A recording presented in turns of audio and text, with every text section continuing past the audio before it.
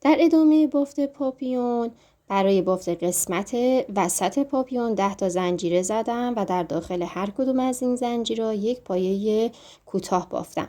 وقتی رجمون تموم شد یه زنجیره میزنم برای ابتدای رج و حالا به جای اینکه بیایم داخل 2 تا گندمی پایمون شروع به بافت کنیم، قلاب رو از قسمت لپ عقبی گندمی وارد میکنیم و نخ رو میگیریم و پایه کوتاهمون رو میبافیم و تا آخر رج به همین صورت میبافیم.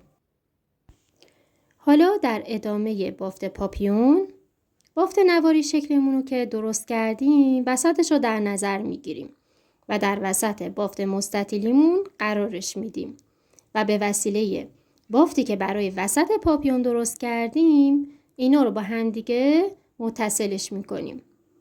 حالا پاپیون ما آماده شد و ما یک پاپیون داریم که میتونیم برای انواع سنجاق سر و گل سر و تزیینات کیف و لباس استفاده کنیم.